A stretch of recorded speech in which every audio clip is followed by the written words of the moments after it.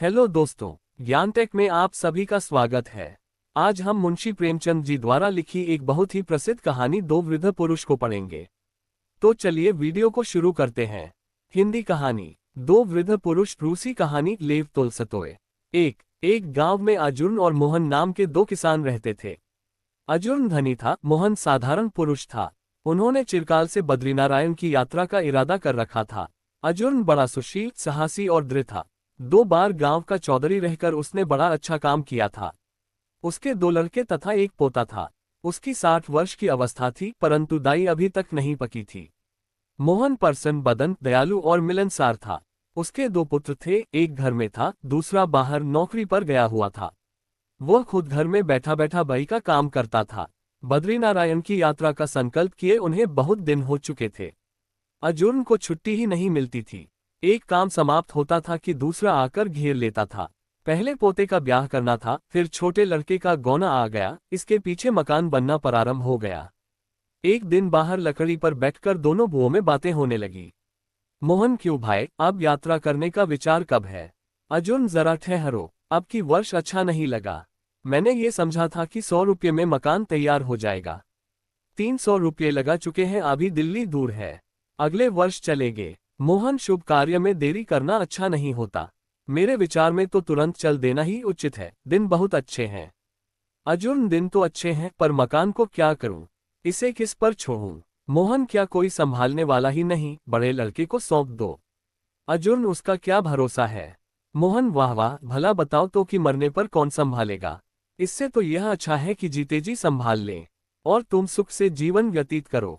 अर्जुन, ये सत्य है, पर किसी काम में हाथ लगाकर उसे पूरा करने की इच्छा सभी की होती है। मोहन, तो काम कभी पूरा नहीं होता, कुछ न कुछ कसर रह ही जाती है। कल ही की बात है कि रामनवमी के लिए स्त्रियां कई दिन से तैयारी कर रही थी। कहीं लिपाई होती थी, कहीं आटा पीसा जाता था। इतने में रामनवमी आ पहुंची। बहू बोली, परमेश्वर की बड़ी कृपा है कि त्योहार बिना बुलाए ही आ जाते हैं, नहीं तो हम अपनी तैयारी ही करती रहें। अर्जुन, एक बात और है, इस मकान पर मेरा बहुत रुपया खर्च हो गया है। इस समय रुपये का भी तोड़ा है। कम से कम 100 रुपये तो हो, नहीं तो यात्रा कैसे होगी? मोहन हंसकर, आहा, जो जितना धनवान होता है वो उतना ही कंगाल होता है। तुम और रुपये की चिंता जाने दो। मैं सच कहता हूँ, इस समय मेरे पास 100 रुपये भी नहीं, परंतु जब चलने का निश्चय हो जाएगा तो रुपया भी कहीं न कहीं से अवश्य आ ही जाएगा। बस ये बतलाओ कि चलना कब है? अर्जुन, तुमने रुपये जोड़ रखे होंगे, नहीं तो कहाँ से आ जाएगा, बताओ तो सही। मोहन, कुछ घर में से, कुछ माल बेचकर। पड़ोसी कुछ चौखट आदि मोल लेना चाहता है, उसे सस्ती दे दूंगा। अर्जुन, सस्ती बेचने पर पछतावा होगा। मोहन, मैं सिवाय पाप के और किसी बात पर नहीं पछताता। आत्मा से कौन चीज प्यारी है? अर्जुन, ये सब ठीक है, परंतु घर के कामकाज बिसराना भी उचित नहीं। मोहन, और आत्मा को बिसारना तो और भी बुरा है। जब कोई बात मन में ठान ली तो उसे बिना पूरा किए न छोड़ना चाहिए। 2 अंत में चलना निश्चय हो गया। 4 दिन पीछे जब विदा होने का समय आया तो अर्जुन बड़े लड़के को समझाने लगा कि मकान पर छत इस प्रकार डालना, भूसी बखार में इस भांति जमा कर देना, मंडी में जाकर अनाज इस भाव से बेचना, रुपये संभाल कर रखना, ऐसा न हो खो जावे, घर का प्रबंध ऐसा रखना कि किसी प्रकार की हानि न होने पावे। उसका समझाना समाप्त ही न होता था। इसके प्रतिकूल मोहन ने अपनी स्त्री से केवल इतना ही कहा कि तुम चतुर हो, सावधानी से काम करती रहना। मोहन तो घर से प्रसन्न मुख बाहर निकला और गांव छोड़ते ही घर के सारे बखेड़े भूल गया। साथी को प्रसन्न रखना, सुखपूर्वक यात्रा कर घर लौट आना उसका मंतव्य था। राह चलता था तो ईश्वर संबंधी कोई भजन गाता था या किसी महापुरुष की कथा कहता। सड़क पर अथवा सराय में जिस किसी से भेंट हो जाती, उससे बड़ी नम्रता से बोलता। अर्जुन भी चुपके चुपके चल तो रहा था, परंतु उसका चित्त व्याकुल था। सदैव घर की चिंता लगी रहती थी। लड़का अनजान है, कौन जाने क्या कर बैठे। अमुक बात कहना भूल आया। ओहो, देखो मकान की छत पड़ती है या नहीं, यही विचार उसे हरदम घेरे रहते थे, यहाँ तक कि कभी भी लौट जाने को तैयार हो जाता था। 3 चलते चलते 1 महीना पीछे वे पहाड़ पर पहुंच गए। पहाड़ी बड़े अतिथि सेवक होते हैं, अब तक यह मोल का अन्न खाते रहे थे, अब उनकी खातिरदारी होने लगी। आगे चलकर वे ऐसे देश में पहुंचे जहां दुर्घट अकाल पड़ा हुआ था। खेतियां सब सूख गई थीं, अनाज का एक दाना भी नहीं उगा था। धनवान कंगाल हो गए थे, धनहीन देश को छोड़कर भीख मांगने बाहर भाग गए थे। यहाँ उन्हें कुछ कष्ट हुआ, अन्न कम मिलता था और वह भी बड़ा महंगा। रात को उन्होंने एक जगह विश्राम किया। अगले दिन चलते चलते एक गांव मिला।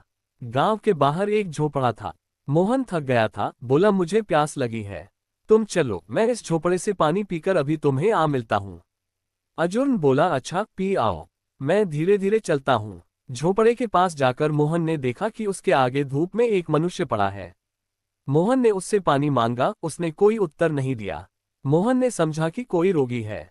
समीप जाने पर झोपड़े के भीतर एक बालक के रोने का शब्द सुनाई दिया। किवाड़ खुले हुए थे, वह भीतर चला गया। 4 उसने देखा कि नंगे सिर केवल एक चादर ओढ़े एक बुई धरती पर बैठी है। पास में भूख का मारा हुआ एक बालक बैठा रोटी रोटी पुकार रहा है। चूल्हे के पास एक स्त्री तड़प रही है, उसकी आंखें बंद हैं, कंठ रुका हुआ है। मोहन को देखकर बुई ने पूछा तुम कौन हो, क्या मांगते हो? हमारे पास कुछ नहीं है। मोहन मुझे प्यास लगी है, पानी मांगता हूँ। बुई यहाँ न बर्तन है न कोई लाने वाला, यहाँ कुछ नहीं, जाओ अपनी राह लो। मोहन क्या तुम में से कोई उस स्त्री की सेवा नहीं कर सकता? बुई कोई नहीं, बाहर मेरा लड़का भूख से मर रहा है, यहाँ हम भूख से मर रहे हैं। यह बातें हो ही रही थी कि बाहर से वह मनुष्य भी गिरता पड़ता भीतर आया और बोला काल और रोग दोनों ने हमें मार डाला। यह बालक कई दिन से भूखा है, क्या करूं, ये कहकर रोने लगा और उसकी हिचकी बंध गई। मोहन ने तुरंत अपने थैले में से रोटी निकालकर उनके आगे रख दी। बुई बोली इनके कंठ सूख गए हैं, बाहर से पानी ले आओ। मोहन बुई से कुएं का पता पूछकर बाहर गया और पानी ले आया। सबने रोटी खाकर पानी पिया, परंतु चूल्हे के पास वाली स्त्री पड़ी तड़पती रही। मोहन गांव में जाकर कुछ दाल चावल मोल ले आया और खिचड़ी पाकर सबको खिलाई। 5 तब बुई बोली भाई क्या सुनाऊं, निर्धन तो हम पहले ही थे, उस पर पड़ा काल, हमारी और भी दुर्गति हो गई। पहले पहल तो पड़ोसी अन्न उधार देते रहे, परंतु वे क्या करते, वे आप भूखों मरने लगे, हमें कहां से देते। मनुष्य ने कहा मैं मजूरी करने निकला, 2-3 दिन तो कुछ मिला, फिर किसी ने नौकर न रखा, बुई और लड़की भीख मांगने लगी। अन्न का अकाल था, कोई भीख भी न देता था।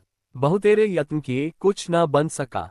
भूख के मारे घास खाने लगे, इसी कारण यह मेरी स्त्री चूल्हे के पास पड़ी तड़प रही है। बुई पहले कई दिनों तक तो मैं चल फिर कर कुछ धंधा करती रही, परंतु कहाँ तक, भूख और रोग ने जान ले ली। जो हाल है तुम अपने नेत्रों से देख रहे हो। उनकी बिथा सुनकर मोहन ने विचारा कि आज रात यही रहना उचित है, साथी से कल मिल लेंगे। प्रातःकाल उठकर वह गांव में गया और खाने पीने की जिन्स ले आया। घर में कुछ न था। वह वहां ठहरकर इस तरह काम करने लगा कि मानो अपना ही घर है। 2-3 दिन पीछे सब चलने फिरने लगे और वह स्त्री उठ बैठी। 6 चौथे दिन एकादशी थी। मोहन ने विचारा कि आज संध्या को इन सब के साथ बैठकर फलाहार करके कल प्रातःकाल चल दूंगा। वह गांव में जाकर दूध फल सब सामग्री लाकर बुई को दे आप पूजा पाठ करने मंदिर में चला गया। इन लोगों ने अपनी जमीन एक जमींदार के यहाँ गिरवी रखकर अकाल के समय अपना निवार किया था। मोहन जब मंदिर गया तब किसान युवक जमींदार के पास पहुंचा और विनयपूर्वक बोला चौधरी जी, इस समय रुपये देकर खेत छुड़ाना मेरे काबू के बाहर है। यदि आप इस चौमासे में मुझे खेत बोने की आज्ञा दे दें तो मेहनत मजदूरी करके आपका ऋण चुका दे सकता हूं। परंतु चौधरी कब मानता था। वह बोला बिना रुपये दिए खेत नहीं बो सकते, जाओ अपना काम करो। वह निराश होकर घर लौट आया। इतने में मोहन भी पहुंच गया। जमींदार की बात सुनकर वह मन में विचार करने लगा कि जब यह जमींदार खेत नहीं बोने देता तो इन किसानों की परांक्षा क्या करेगा। यदि मैं इन्हें इसी दशा में छोड़कर चल दिया तो ये सब काल के कौर बन जाएंगे, कल नहीं परसों जाऊंगा। मोहन अब बड़ी दुविधा में पड़ा था। न रहते ही बनता था, न जाते ही बनता था। रात को पड़ा पड़ा सोचने लगा, ये तो अच्छा बखेड़ा फैला। पहले अन्न पानी, अब खेत छुड़ाना, फिर गाय और बैलों की जोड़ी मोल लेना। मोहन तुम किस जंजाल में फंस गए। जी चाहता था कि वह उन्हें ऐसे ही छोड़कर चल दे, परंतु दया जाने न देती थी। सोचते सोचते आंख लग गई। स्वप्न में देखता क्या है कि वह जाना चाहता है, किसी ने उसे पकड़ लिया है। लौटकर देखा तो बालक रोटी मांग रहा है। वह तुरंत उठ बैठा और मन में कहने लगा, नहीं, अब मैं नहीं जाता। ये स्वप्न शिक्षा देता है कि मुझे इनका खेत छुड़ाना, गाय बैल मोल लेना और सारा प्रबंध करके जाना उचित है। प्रातःकाल उठकर जमींदार के पास गया और रुपया देकर उनका खेत छुड़ा दिया। जब एक किसान से एक गाय और 2 बैल मोल लेकर लौट रहा था कि राह में स्त्रियों को बातें करते सुना। बहन, पहले तो हम उसे साधारण मनुष्य जानते थे, वह केवल पानी पीने आया था, पर अब सुना है कि खेत छुड़ाने और गायबैल मोल लेने गया है। ऐसे महात्मा के दर्शन करने चाहिए। मोहन अपनी स्तुति सुनकर वहां से टल गया। गायबैल लेकर जब झोपड़े पर पहुंचा तो किसान ने पूछा, पिताजी, ये कहाँ से लाए? मोहन, अमुक किसान से, यह बड़े सस्ते मिल गए हैं। जाओ, पशुशाला में बांधकर इनके आगे कुछ भूसा डाल दो। उसी रात जब सब सो गए तो मोहन चुपके से उठकर घर से बाहर निकल बद्रीनारायण की राह ली। 3 मील चलकर मोहन एक वृक्ष के नीचे बैठकर बटुआ निकाल रुपये गिनने लगा तो थोड़े ही रुपये बाकी थे। उसने सोचा, इतने रुपयों में बद्रीनारायण पहुंचना असंभव है, भीख मांगना पाप है। अर्जुन वहां अवश्य पहुंचेगा और आशा है कि मेरे नाम पर कुछ चावा भी चाहिए देगा। मैं तो अब इस जीवन में ये यात्रा करने का संकल्प पूरा नहीं कर सकता। अच्छा, परमात्मा की इच्छा, वह बड़ा दयालु है, मुझ जैसे पापियों को निस्संदेह क्षमा कर देगा। यह विचार करके गांव का चक्कर काटकर कि कोई देख न ले, वह घर की ओर लौट पड़ा। गांव में पहुंचा जाने पर घर वाले उसे देखकर अति प्रसन्न हुए और पूछने लगे कि लौट क्यों आए। मोहन ने यही उत्तर दिया कि अर्जुन से साथ छूट गया और रुपये चोरी हो गए, इस कारण लौट आना पड़ा। घर में कुशलक्षेम थी, कोई कष्ट न था। मोहन का आना सुनकर अर्जुन के घर वाले उससे पूछने लगे कि अर्जुन को कहाँ छोड़ा। उनसे भी उसने यही कहा कि बद्रीनारायण पहुंचने से 3 दिन पहले मैं अर्जुन से पिछड़ गया, रुपया किसी ने चुरा लिया, बद्रीनारायण जाना असंभव था, मुझे लौटना ही पड़ा। सब लोग मोहन की बुद्धि पर हंसने लगे कि बद्रीनारायण पहुंचा ही नहीं, रास्ते में रुपये खो दिए। मोहन घर के धंधे में लग गया, बात बीत गई। 8। अब उधर का हाल सुनिए। मोहन जब पानी पीने चला गया तब थोड़ी दूर जाकर अर्जुन बैठ गया और साथी की बाट देखने लगा। संध्या हो गई पर मोहन न आया। अर्जुन सोचने लगा, क्या हुआ, साथी क्यों नहीं आया? मेरी आंखें लग गई थीं, कहीं आगे न निकल गया हो, पर यहां से जाता तो क्या दिखाई नहीं देता। पीछे लौटकर देखूं, कहीं आगे न चला गया हो, फिर तो मिलना ही असंभव है। आगे ही चलो, रात को चट्टी पर अवश्य भेंट हो जाएगी। रास्ते में अर्जुन ने कई मनुष्यों से पूछा कि तुमने कोई नाटा सांवले रंग का आदमी देखा है, परंतु कुछ पता न चला। रात चट्टी पर भी मोहन से भेंट न हुई। अगले दिन यह विचार कर कि वह देवप्रयाग पर अवश्य मिल जाएगा, वह आगे चल दिया। रास्ते में अर्जुन को एक साधु मिल गया। वह जगन्नाथ की यात्रा करके आया था, अब दूसरी बार बद्रीनारायण के दर्शन को जा रहा था। रात को चट्टी में वे दोनों इकट्ठे ही रहे और फिर एक साथ यात्रा करने लगे। देवप्रयाग में पहुंचकर अर्जुन ने मोहन के विषय में पंडित से बहुत पूछताछ की, कुछ पता न चला। यहाँ सब यात्री एकत्र हो गए। देवप्रयाग से आगे चलकर सब लोग रात को एक चट्टी में ठहरे। वहां मूसलाधार मैन बरसने लगा। बिजली की कड़क, बादल की गरज से सब कांप गए। सारी रात जागते कटी, त्राही त्राही करते दिन निकला। अंत को दोपहर के समय सब लोग बद्रीनारायण पहुंच गए। पंडित देवप्रयाग से ही साथ हो लिए थे। बद्रीनारायण में यही रीति है कि पहले दिन यात्रियों को मंदिर की ओर से भोजन कराया जाता है और उसी दिन यात्रियों को अटका अथवा चावा बतला देना पड़ता है कि कौन कितना चाहेगा। कम से कम ₹1.25 नियत है। उस समय तो सबने पंडों के घरों में जाकर विश्राम किया। दूसरे दिन प्रातःकाल उठकर दर्शन परसन में लग गए। अर्जुन और साधु एक ही स्थान में टिके थे। सांझ की आरती के दर्शन करके लौटकर जब घर आए तब साधु बोला कि मेरा तो किसी ने रुपये का बटुआ निकाल लिया। 9। अर्जुन के मन में ये पाप उत्पन्न हुआ कि यह साधु झूठा है, किसी ने इसका रुपया नहीं चुराया, इसके पास रुपया था ही नहीं। लेकिन तुरंत ही उसको पश्चाताप हुआ कि किसी पुरुष के विषय में ऐसी कल्पना करना महापाप है।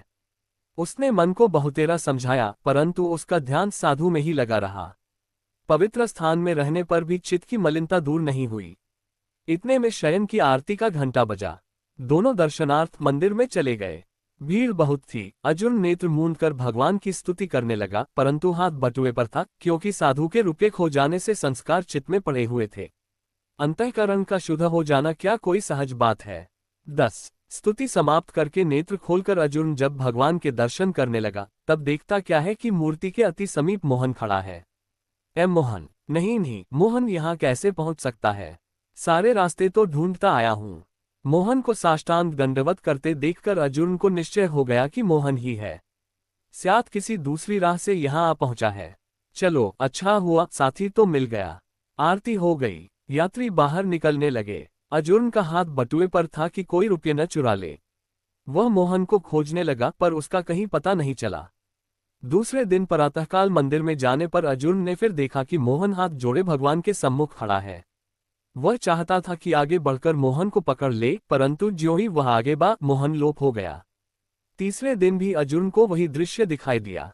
उसने विचारा कि चलकर द्वार पर खड़े हो जाओ, सब यात्री वहीं से निकलेंगे, वहीं मोहन को पकड़ लूंगा। अतएव उसने ऐसा ही किया, लेकिन सब यात्री निकल गए, मोहन का कहीं पता ही नहीं।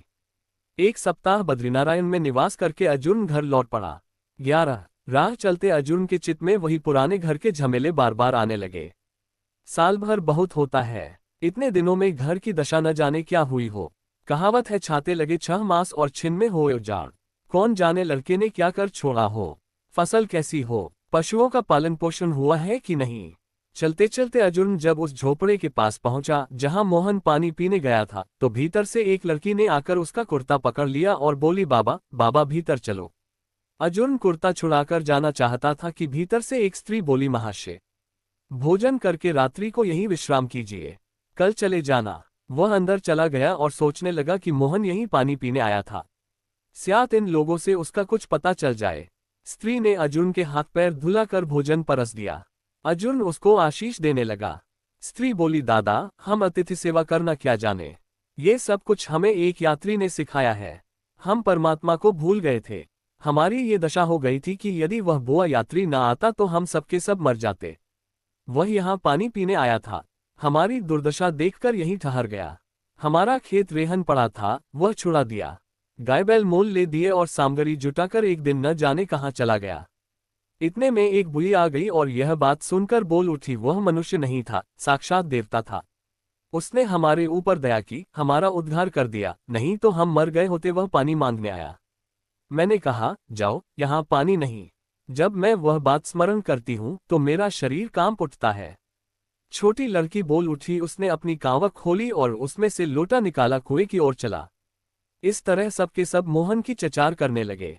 रात को किसान भी आ पहुंचा और वही चचार करने लगा। निस्संदेह उस यात्री ने हमें जीवन दान दिया। हम जान गए कि परमेश्वर क्या है और परोपकार क्या। वह हमें पशुओं से मनुष्य बना गया। अर्जुन ने अब समझा कि बद्रीनारायण के मंदिर में मोहन के दिखाई देने का कारण क्या था। उसे निश्चय हो गया कि मोहन की यात्रा सफल हुई। कुछ दिनों पीछे अर्जुन घर पहुंच गया। लड़का शराब पीकर मस्त पड़ा था, घर का हाल सब गड़बड़ था। अर्जुन लड़के को डांटने लगा। लड़के ने कहा, तो यात्रा पर जाने को किसने कहा था, न जाते। इस पर अर्जुन ने उसके मुंह पर तमाचा मारा। दूसरे दिन अर्जुन जब चौधरी से मिलने जा रहा था तो राह में मोहन की स्त्री मिल गई। स्त्री, भाई जी कुशल से तो हो, बद्रीनारायण हो आए। अर्जुन, हाँ हो आया। मोहन मुझसे रास्ते में बिछुड़ गए थे, कहो वह कुशल से घर तो पहुंच गए। स्त्री, उन्हें आए तो कई महीने हो गए, उनके बिना हम सब उदास रहा करते थे। लड़के को तो घर काटे खाता था, स्वामी बिना घर सूना होता है। अर्जुन, घर में है कि कहीं बाहर गए हैं। स्त्री, नहीं घर में है। अर्जुन भीतर चला गया और मोहन से बोला, राम राम भैया। मोहन, राम राम। मोहन, राम राम। आओ भाई, कहो दर्शन कर आए। अर्जुन, हाँ कर तो आया, पर मैं यह नहीं कह सकता कि यात्रा सफल हुई अथवा नहीं। लौटते समय मैं उस झोपड़े में ठहरा था जहां तुम पानी पीने गए थे। मोहन ने बात टाल दी और अर्जुन भी चुप हो गया, परंतु उसे दृढ़ विश्वास हो गया कि उत्तम तीर्थयात्रा यही है कि पुरुष जीवन पर्यंत प्रत्येक प्राणी के साथ प्रेम भाव रखकर सदैव उपकार में तत्पर रहे। अनुवाद प्रेमचंद।